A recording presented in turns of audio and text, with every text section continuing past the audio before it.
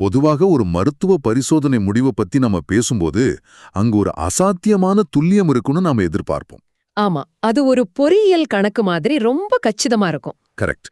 இப்போ உங்க கையில ஒரு எலும்பு முறிவு ஏற்பட்டிருக்குன்னு வைங்களேன், எக்ஸ்ரே எடுத்தா அந்த உடைந்த கோடு ரொம்ப தெளிவா தெரியும். நிச்சயமா மருத்துவர் அதை சுட்டி காட்டி, இத பாருங்க, இங்கேதான் முறிவு அப்படின்ட்டு ரொம்ப சாதாரணமா சொல்லிடுவாரு. ஆமா, அங்க விஷயங்கள் ரொம்ப தெளிவா, அதாவது ஒரு கருப்பு வெள்ளையா இருக்கும். ஒன்னு எலும்பு உடைஞ்சிருக்கு, இல்லனா உடையல. நடுவுல எந்த குழப்பமும் இருக்காது. அது நமக்கு ஒருவித நிம்மதியும் தருது இல்லையா? எக்ஸாக்ட்லி. எல்லாவற்றையும் கண்ணால பார்க்கணும், தரம் பிரிக்கணும், அளவிடணும் அப்படிங்கிறது நம்மளோட மனித இயல்பு. ஆனா மனித மூளை, நரம்பியல், அப்புறம் உண்மை அப்படிங்கிற தத்துவ உலகத்துக்குள்ள நீங்க நுழையும் போது அந்த எக்ஸ்ரே இயந்திரம் திடீர்னு முழுமையா பழுதடைஞ்சிடும். ஆமா, நாம பார்க்க போகும் உலகமும் அத அறியும் முறையும் அந்த அளவுக்கு வெளிப்படையா இருக்காது. அதனாலதான் கேட்கும் ஆர்வலரான உங்களுக்கு இந்த ஆழமான அலசலுக்கு அன்பான வரவேற்பு. இன்னைக்கு நாம அலச போற விஷயம் ரொம்ப ரொம்ப முக்கியமானது. ஆமாங்க, கிரெக் கூட் எழுதிய the direct path a user guide அப்படிங்கிற ஒரு அற்புதமான புத்தகத்தை பத்தி தான் இன்னைக்கு ஆழமா பார்க்க போறோம். இதுல என்ன ஒரு ஆச்சரியமான விஷயம்னா, நாம தினமும் பார்க்குற இந்த உலகம், நமது உடல், சிந்திக்கும் மனம், இதுக்கும் நமக்கும் நடுவுல நிஜமாவே ஒரு இடைவெளி இருக்கா? இல்ல எல்லாமே வெறும் விழிப்புணர்வு தானா? இத வெறும் தத்துவமா இல்லாம நேரடி அனுபவங்கள் மூலமா எப்படி உணர்றது அப்படிங்கிறது தான் இந்த அலசலோட முக்கிய நோக்கம். ஆமாங்க, நாம அனைவருமே உலக ஒரு நேவ் ரியாலிசம், அதாவது ஒரு வெகுளித்தனமான பார்வையில தான் பார்க்கறோம். அது என்ன நேவ் ரியாலிசம்? கொஞ்சம் புரியும்படி சொல்ல முடியுமா? அதாவது, என் கண் முன் இருக்கும் பொருட்கள் நாம் பார்க்காவிட்டாலும் அப்படியே தான் இருக்கும் அப்படிங்கிற ஒரு நம்பிக்கை. ஓ, இந்த உலகம் உண்மையானது, நான் அதுக்குள்ள வாழ்ற ஒரு சின்ன மனிதன் அப்படிங்கிற எண்ணம் சரியா? கரெக்ட். ஆனா கிரெக் குட் மிக நுட்பமான பரிசோதனைகள் மூலியமா அந்த பார்வையை உடைத்து உண்மையான அறிவை நோக்கி நம்மள வழி நடத்துறாரு. சரி, இது கொஞ்சம் விரிவாக பாப்போம். ஏன்னா நீங்க சொல்றத கேட்கும்போது எனக்குள்ள ஒரு பெரிய எதிர்ப்பு வருது. என்ன மாதிரியான எதிர்ப்பு? இப்போ என் கண்முன் இருக்கிற இந்த மரமேஜை எப்படி வெறும் மாயையா இருக்க முடியும்? நான் தொட்டு பார்க்கறேன், அது கடினமா உண்மையா இருக்கே. இங்கதான் விஷயம் ஆரம்பிக்குது. வெளி உலகத்துல பொருட்கள் தன்னிச்சையா இயங்குது அப்படிங்கிற உங்க நம்பிக்கையத்தான் இந்த புத்தகம் முதல்ல குறிவைக்குது. எப்படி? இத நிரூபிக்க ஏதாவது வழிகள் இருக்கா? கண்டிப்பா. இப்போ உங்க மேஜையில ஒரு ஆரஞ்சு பழம் இருக்கிறதா கற்பனை செஞ்சுக்கோங்க. நீங்க நிஜமாவே ஒரு பொருளை நேரடியாக பார்க்கிறீர்களா? என்ன அப்படி கேட்டுட்டீங்க? என் கண்ணுக்கு தெளிவா தெரியுதே. என்ன தெரியுது? அதோட ஆரஞ்சு நிறம், அந்த வட்ட வடிவம், அதோட தோல், அது அங்க இருப்பதை நான் 100% உணர்கிறேனே. கொஞ்சம் பொறுங்க. நீங்களே கவனிங்க. நீங்க பார்க்கறது அதோட நிறத்தை, தொடுறது அதோட வடிவத்தை, நுகர்வத வாசனைய. ஆமாம்.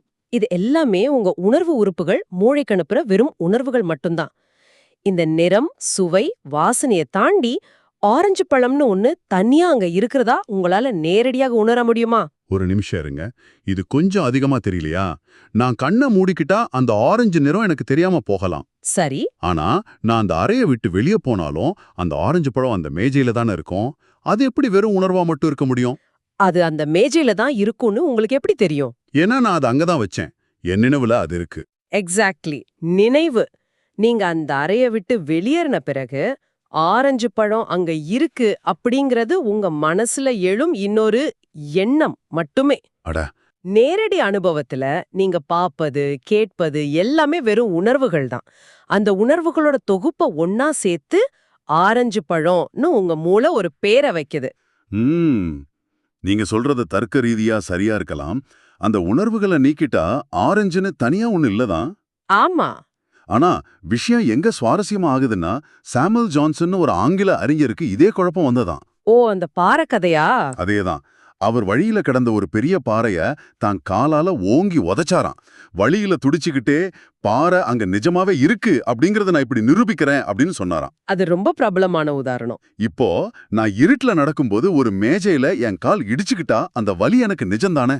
நான் வலியால் துடிப்பது உண்மைதானே? இது மிகச்சிறந்த கேள்வி. வலி அப்படிங்கிறது 100% ஒரு உண்மையான அனுபவம் தான். அப்போ மேஜை எப்படி வெறும் உணர்வுன்னு சாதாரணமா சொல்லிட முடியும்? உங்க கால் இடிச்ச உடனே வலி என்ற ஒரு உணர்வு எழுகிறது, கடினத்தன்மை என்ற ஒரு உணர்வு எழுகிறது. இப்ப நான் உங்ககிட்ட கேக்குறேன், இந்த உணர்வுகள் எங்க எழுகிறது? மேஜையிலா, அல்லது உங்களிடமா? கண்டிப்பா எங்ககிட்ட தான் எழுகிறது.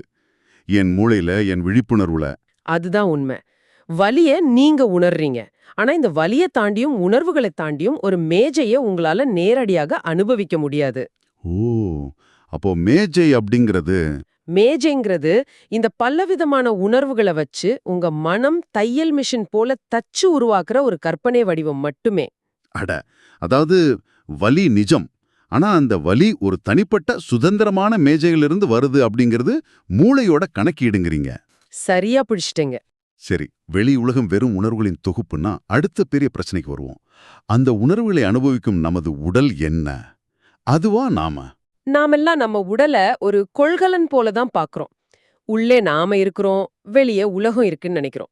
ஆமா, நான் என்னையே ஒரு தோள் பை போலவும் அந்த பைக்குள்ள உட்காந்துக்கிட்டு கண்களின் வழியா வெளி உலக வேடிக்கை பார்ப்பதாகவும் கற்பனை செய்றேனே. இத உடைக்க ஆசிரியர் கூடாரம் அப்படிங்கிற ஒரு பரிசோதனையை முன்வைக்கிறார். கூடாரமா? ஆமா, நீங்க ஒரு கூடாரத்துக்குள்ள இருக்கிறதா உணர்ந்தா உள்ளே இருப்பதற்கும் வெளியே இருப்பதற்கும் ஒரு தெளிவான எல்லை இருக்கும் இல்லையா? கண்டிப்பா இருக்கும். ஆனா நிஜமாகவே உங்க உடலுக்குள்ள அப்படி ஒரு எல்லை, ஒரு சுவர் இருக்கிறதான்னு சற்று உற்று நோக்க வேண்டும். நாம் அப்படிதானே உணர்றோம். நாமெல்லாம் ஒரு விண்வெளி உடைய மாட்டிக்கிட்டு உலகத்துல நடமாடும் ஒரு பைலட் போல நம்ம உடலை நினைக்கிறோம். இது ரொம்ப ஆழமா பதிஞ்சிருக்கு நமக்குள்ள. இப்போ உதாரணமா, ஒரு பூங்காவுல நடக்கும்போது என் கால்கள் நகர்வதை நான் உணர்கிறேனே, என் உடல் முன்னோக்கி செல்வதை நான் அனுபவிக்கிறேனே, அப்புறம் எப்படி எல்லை இல்லைன்னு சொல்ல முடியும்? அங்கதான் நம்ம நுட்பமா கவனிக்க தவறுகிறோம். பூங்காவுல நடக்கும்போது நீங்க நேரடியாக அனுபவிப்பது என்னன்னு ஒரு நிமிஷம் பிரிச்சு பாருங்க. என்ன அனுபவிக்கிறேன்? உங்க கண்கள்ல மரங்களோட பச்சை நிறம் மாறுது. காத்துல உங்க தோல்ல ஒரு தொடுகை உணர்வு படுது. பாதங்கள்ல ஒரு அழுத்தம் ஏற்படுது. அவ்வளவுதான். ஓ, வெறும் உணர்வுகள் மட்டும்தானா? ஆமா, இந்த நிறம், தொடுகை, அழுத்தத்துக்கு பிறகுதான் நான் நடக்கிறேன், என் உடல் நகர்கிறது அப்படின்னு உங்க மூளை ஒரு சிந்தனையை உருவாக்குது. இருங்க. அதாவது நடப்பது அப்படிங்கிறது பல வெவ்வேறான உணர்வுகளோட தொகுப்பு. அதை நான் நடக்கிறேன் அப்படின்னு நானாகவே பெயர் வச்சுக்கிறேன். மிக துல்லியம். இதை இன்னும் ஆழமா உணர்ந்தா உடலுக்கு உள்ளேயும் வெளியேயும் எந்த எல்லையும் இல்லைன்னு புரியும். எப்படி? வெளியில இருக்கிற காற்றை பத்தி தோல்ல உணர்வதும் ஒரு உணர்வு தான். உள்ளே தசையோட அசையவும் ஒரு உணர்வு தான். இரண்டுக்கும் இடையே சுவர் எங்க இருக்கு? ரெண்டுமே என் விழிப்புணர்வுல வர்ற காட்சிகள் தான். எக்ஸாக்ட்லி. நீங்க விண்வெளி உடைக்குள் இருக்கும் பைலட் அல்ல, அந்த விண்வெளி உடையும் வெளியில இருக்கும் உலகமும் தோன்றும் ஒரு பரந்த வெளி நீங்க. ஆத்தி, இது என் மூளையை லேசா சூடாக்குது. சரி, நான் ஒரு வாரம் இதை சமாளிச்சுக்கிறேன். மெதுவாவே போவோம். வெளி உலகம் வெறும் உணர்வுகள். இந்த உடலும் ஒரு கொள்கலன் இல்ல, அதுவும் உணர்வுகளின் தொகுப்புதான்னு எனக்கு புரியுது. சந்தோஷம். இப்போ தர்க்க ரீதியா அடுத்து எழும் கேள்வி மிக முக்கியமானது. அப்படியென்றால் இதையெல்லாம் சிந்தித்து பகுப்பாய்வு செஞ்சுக்கிட்டு இருக்கிற இந்த மனம்தான் நானா? அதுதான் மனித குலத்தோட அடுத்த மிகப்பெரிய மாய. என் உடல் நான் இல்லைனாலும் என்னுடைய சிந்தனைகள், என் ஆளுமை, என்னுடைய ஆழ்மனம், இதுதானே நான். மனம்ங்கிறது ஒரு தனி உறுப்போ, மூளைக்குள்ள இருக்கிற ஒரு அறையோ, அல்லது ரகசியங்களை சேமிச்சு வைக்கிற ஒரு ஆழ்மனம் கொண்ட பெட்டியோ கிடையாது. அப்போ ஆழ்மனம்னு சொல்றாங்களே. அத புரிஞ்சுக்க ஆசிரியர் ஒரு அருமையான பரிசோதனையை சொல்றாரு. ஒரு பிரபலத்தோட பேர் உங்களுக்கு மறந்து போச்சுன்னு வைப்போம். சரி, உதாரணமா பழைய நடிகை இங்கிரிட் பெர்க்மன் முகம் எனக்கு நினைவிருக்கு, ஆனா பேர் வரல. ஆமா, யார் அது? எனக்கு தெரியுமே, நாக்கின் நுனியில இருக்கிறதே அப்படின்னு நீங்க தவிப்பீங்க. ஆமா, இது அடிக்கடி நடக்கும். நாம வேற ஏதோ வேலை செஞ்சுக்கிட்டு இருப்போம். திடீர்னு 2 மணி நேரம் கழிச்சு சம்பந்தமே இல்லாம அந்த பேரு நினைவுக்கு வரும். கரெக்ட். அது என் ஆழ்மனதிலிருந்து தேடி மேல் எழுந்து வந்ததுன்னு தானே சொல்லணும்? அப்படி சொல்றது ஒரு வசதியான பேச்சு வழக்கு. ஆனா உங்க நேரடி அனுபவத்தை ஆராய்ந்து பாருங்க. என்ன ஆராயணும்? அந்த பெயர் தோன்றுவதற்கு ஒரு வினாடி முன்பு அது உங்க ஆழ்மனதில் எங்க மறைந்திருந்ததுன்னு உங்களால நேரடியாக உணர முடியுமா? அந்த ஆழ்மனம் அப்படிங்கிற இடத்தை நீங்க தொட்டிருக்கீங்களா? அப்படி ஒரு இடத்தை பார்த்ததில்ல. அது வெறுமனே ஒரு இருட்டு பகுதி போல இருக்கு. திடீர்னு ஒரு பெயர் ஒளிர்கிறது, அவ்வளவுதான். அதுதான் அப்பட்டமான உண்மை. மனம் என்பது ஒரு இடம் அல்ல, அது ஒரு பெட்டியும் அல்ல. அது வெறுமனே எண்ணங்களின் எழுச்சி மட்டுமே. ஓ, எண்ணங்கள் தோன்றி மறையுது, அவ்வளவுதானா? ஆமா, ஒரு எண்ணம் எழுகிறது, சிறிது நேரம் இருக்கிறது, பிறகு மறைகிறது. அவை எங்கேயோ ஒளிந்திருந்து வருவதில்லை. வெறுமையிலிருந்து தோன்றி வெறுமையிலேயே கரைகின்றன.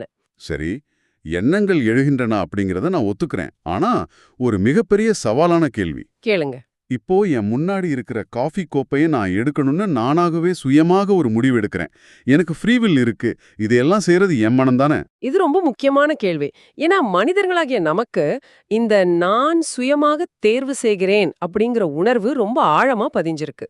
ஆமா, நான் தேர்வு செய்யறது ஒரு உண்மையான செயல் தானே. நீங்க காஃபியை எடுக்கிறீங்க, அது ஒரு செயல். அந்த செயலுக்கு முன் நான் காஃபியை எடுக்க போகிறேன் அப்படிங்கிற எண்ணம் எழுகிறது. ஆனா அந்த எண்ணத்தை உற்று நோக்குங்க. ம் நான் முடிவு செய்றேன் அப்படிங்கிற அந்த எண்ணமும் இன்னொரு எண்ணம் தானே தவிர அங்க திரைக்கு பின்னால இருந்து தேர்வு செய்யும் ஒரு தனி நபர் அங்க இல்ல. இருங்க. அதாவது நான் தேர்வு செய்யறேன்னு நினைக்கிறது கூட எனக்குள்ள தானாக எழுங்க ஒரு எண்ணம் தானா? நிச்சயமா. நான் அதை உருவாக்கலையா? எந்த எண்ணத்தை நீங்க உருவாக்குவதற்கு முன்பும் நான் இந்த எண்ணத்தை உருவாக்கப் போகிறேன் அப்படின்னு நீங்க சிந்திப்பதில்லையே. எண்ணம் முளைக்கிறது, நீங்க அதை உணர்கிறீங்க. அட, இத ஒரு பெரிய கண்ணோட்டத்துல பார்த்தா இது உங்களுக்கு எவ்வளவு பெரிய விடுதலையை கொடுக்கும் தெரியுமா? எப்படி சொல்றீங்க? வாழ்க்கையில நாம பல நேரங்கள்ல நான் ஏன் அந்த தவறான முடிவை எடுத்தேன் அப்படின்னு குற்ற உணர்ச்சியில தவிப்போம். ஆமா, ரொம்ப வருத்தப்படுவோம். ஆனா அங்க சுயமாக முடிவெடுக்கும் ஒரு தனி நபர் இல்ல, எல்லாம் விழிப்புணர்வில் எழும் அலைகள்தான்னு புரிஞ்சுக்கிட்டா அந்த தேவையற்ற குற்ற உணர்ச்சியில இருந்தும் முழுமையா விடுபடலாம். இது உண்மையிலேயே மனசை ரொம்ப லேசாக்குது. சரி, வெளி உலகம் மாயை, உடலும் உணர்வுகளின் தொகுப்பு, இந்த மனமும் சுயமாக முடிவெடுக்கும் நபர் இல்லைனா எஞ்சி இருப்பது என்ன? அதானே உங்க கேள்வி. ஆமா, இதையெல்லாம் கவனிப்பது யார்? இந்த எண்ணங்கள் உணர்வுகள்லாம் யாருடைய திரையில ஓடுது? அந்த அற்புதமான புள்ளிக்கு தான் நாம இப்ப வந்து சேர்ந்திருக்கோம். இதையெல்லாம் கவனிக்கும் அந்த பின்னணியத்தான் நாம சாட்சி அப்படின்னு சொல்றோம். சாட்சி, அதாவது விட்னஸ். ஆமா, இந்த புத்தகத்துல இதை 2 நிலைகளா பிரிக்கிறாங்க. முதல்ல செயல்படும் சாட்சி, அடுத்து வெளிப்படையான சாட்சி. கொஞ்சம் விளக்கமா சொல்லுங்களே, எனக்கு உதாரணங்கள்னு ரொம்ப பிடிக்கும். ஒரு தியேட்டர் உதாரணம் மூலமா சுலபமா புரிஞ்சுக்கலாம். நீங்க ஒரு இருட்டான தியேட்டர்ல உட்கார்ந்து ஒரு திகில் படம் பாக்குறீங்க. சரி. திரையில வரும் காட்சிகளை பார்த்து பதறீங்க, இருக்கையோட கைப்பிடிகளை இறுக்கமா பிடிச்சுக்கிறீங்க. ஆமா, பயமா இருக்கும்ல. நீங்களும் அந்த படத்துக்குள்ள இருக்கிறதா நினைக்கிறீங்க. இதுதான் செயல்படும் சாட்சி. அதாவது நீங்க கவனிக்கிறீங்க, ஆனா நீங்களும் அந்த நாடகத்தின் ஒரு அங்கம்னு நம்புறீங்க. ஓ, அதாவது வாழ்க்கையில நடக்கும் இன்ப துன்பங்கள் என்னை நேரடியாக தாக்குறதா நான் நினைக்கும் நிலை. கரெக்ட். அப்படி என்றால் அந்த வெளிப்படையான சாட்சி என்பது என்ன? திடீர்னு உங்களுக்கு ஒரு விழிப்புணர்வு வருது. அட, நாம ஒரு பாதுகாப்பான தியேட்டர்ல உட்கார்ந்திருக்கோம், திரையில நெருப்பு எரிஞ்சாலும் அது நம்மள சுடாது அப்படின்னு புரிஞ்சுக்கிறீங்க. ஆமாம், படம் தானே ஓடுது. விழிப்புணர்வு அப்படிங்கிறது எதையும் தீர்மானிப்பது இல்லை, அது எந்த பாதிப்புமின்றி எல்லாவற்றையும் கவனிக்கும் ஒரு சாட்சி மட்டுமேனு புரியும்.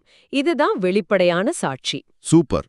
இதை இன்னும் ஆழமா விளக்க ஆழ்ந்த உறக்கம் அப்படிங்கிற கருத்தை ஆசிரியர் முன்வைக்கிறார். ஆழ்ந்த உறக்கமா? இது எனக்கு ரொம்பவும் குழப்பமா இருக்கு. ஏன்? ஆழ்ந்த தூக்கத்துல கனவு கூட இருக்காது, அங்க ஒன்றுமே இல்ல அப்படிங்கிற நிலைதானே இருக்கு. நான் செத்து போனது போல தானே கிடக்குறேன்.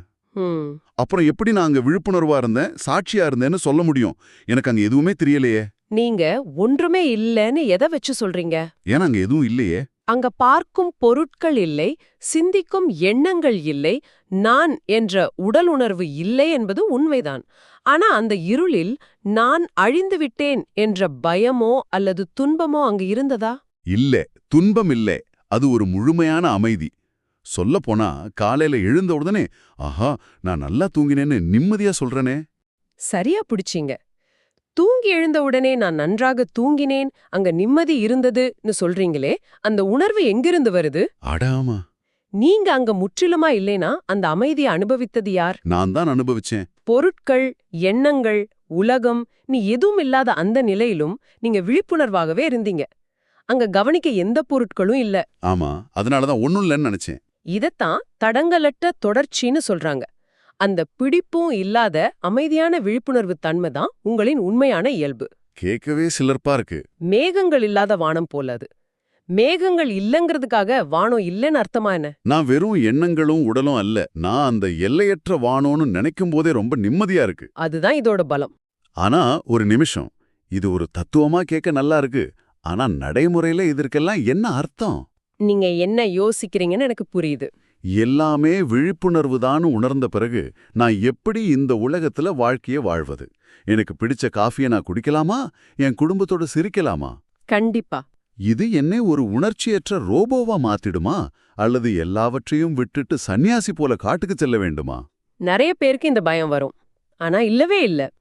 இங்கதான் ரிச்சர்ட் ரோரி கூறும் மகிழ்ச்சியான முரண்பாடு அப்படிங்கிற அற்புதமான கருத்து வருது. மகிழ்ச்சியான முரண்பாடா? ஆமா, இந்த சாட்சி நிலையும் மறைந்து பார்ப்பவன் பார்க்கப்படும் பொருள் என்ற இரட்டைத்தன்மை அழியும்போது கிடைப்பதே உண்மையான விடுதலையான அத்வைத நிலை. அந்த மகிழ்ச்சியான முரண்பாடு பத்தி இன்னும் கொஞ்சம் தெளிவா சொல்லுங்களேன். நான் எப்படி என் வாழ்க்கைய மகிழ்ச்சியா வாழ்வது? அது உங்க உணர்ச்சிகளையோ விருப்புகளையோ அழிக்கிறதில்ல, மாறாக அவையெல்லாம் உங்களை சிறைப்பிடிக்கும் உண்மைகள் இல்லைன்னு புரிஞ்சுக்கிறது. அதாவது ஒரு நாடகம் மாதிரி. கரெக்ட். இது ஒரு விளையாட்டுன்னு தெரிஞ்சே அந்த விளையாட்டை ரசிப்பது போல. ஒரு குழந்தையோடு விளையாடும்போது நீங்க எப்படி முழு ஈடுபாட்டோடு ஆனா அது விளையாட்டுன்ற தெளிவோடு விளையாடுவீங்களோ அது போல. ஆஹா, அப்போ வாழ்க்கையே அதோட முழு அழகோடு அனுபவிக்கலான்னு சொல்றீங்க. நிச்சயமா. எந்த பற்றுதலும் இல்லாம, தோற்றாலும் ஜெயித்தாலும் கவலை இல்லாம ஒரு விளையாட்டை போல கொண்டாடி வாழ்வதுதான் அது. இது வாழ்க்கையை துறப்பதல்ல, கொண்டாடுவது. மிகவும் அருமை. கேட்கும் உங்களுக்கு இந்த ஆழமான அலசல் வாழ்க்கையை பற்றிய ஒரு மிக முக்கியமான புதிய பரிமாணத்தை வழங்கியிருக்கும்னு நம்புறோம். ஆமா, நீங்களே எல்லாவற்றுக்கும் அடிப்படையான அந்த எல்லையற்ற விழிப்புணர்வுன்னு புரிஞ்சுக்கிறது ஒரு பெரும் விடுதலை. உங்களுக்கும் நீங்க காணும் இந்த உலகத்துக்கும் இடையில எந்த திரையும் இல்லை, எந்த சுவரும் இல்லை. நீங்க பார்க்கும் ஒவ்வொன்றும் உங்களின் ஒரு பகுதிதான். ஆரம்பத்துல நம்ம அந்த எக்ஸ்ரே இயந்திரத்தை பத்தி பேசணும்ல, உடைந்த எலும்ப தேடும் அந்த தேடல்ல இருந்து வெளியே வரணும். ஆமா, வாழ்க்கையின் உண்மையான விடை எந்த எந்திரத்திலும் இல்ல. இந்த விடுதலைய நீங்க நேரடியா உணர்றதுக்காக ஒரு ஆழமான சிந்தனைய இங்க உங்களுக்காக விட்டு செல்கிறோம். இதை நீங்களே பரிசோதிச்சு பாருங்க. அடுத்த முறை உங்களுக்கு தாங்க முடியாத கோபமோ பெரும் பயமோ வரும்போது அந்த உணர்ச்சியில மூழ்கிடாம ஒரு நிமிஷம் அப்படியே கண்களை மூடிக்கோங்க. உங்களை நீங்களே கேட்டுக்கொள்ளுங்கள். இந்த கோபத்துக்கும் எனக்கும் இடையில ஏதேனும் சுவர் இருக்கா? இந்த கோபமே நிகழும் ஒரு பரந்த வெளியா நான்? இதை சற்று சிந்தித்து பாருங்க. இது உங்க வாழ்க்கைய முழுமையா மாற்றலாம். கண்டிப்பா மாற்றும். இவ்வளவு நேரம் கேட்டதுக்கு ரொம்ப நன்றி. இந்த Tamil voice reads channel monetisation இல்லாம தான் நடக்குது. ஆமாங்க, இந்த ஆடியோ புத்தகம் உங்களுக்கு பயன் தருது என்று நினைத்தால் இந்த முயற்சி தொடர்ந்து போக உங்க ஆதரவு மிகவும் உதவும். என்னுடைய இந்த முயற்சிக்கு நன்கொடை அளிக்க விருப்பம் இருந்தால் டிஸ்கிரிப்ஷன்ல கொடுக்கப்பட்டுள்ள UPI ID மூலம் வழங்கலாம். உங்களால் முடிந்த அளவு போதும். சிறிய ஆதரவும் பெரிய உதவிதான். இந்த வீடியோ உங்களுக்கு பயனுள்ளதாக இருந்தால் சப்ஸ்கிரைப் பண்ணுங்க, மற்றவர்களுக்கும் பகிர்ந்து கொள்ளுங்கள். இந்த கருத்துக்கள் அவர்களுக்கும் தேவையாக இருக்கலாம். லைக் பண்ணுங்க, உங்க கருத்துக்களை கமெண்ட்ல பகிருங்க. மனப்பூர்வமான நன்றி. மீண்டும் அடுத்த ஆழமான அலசலில் சந்திப்போம்.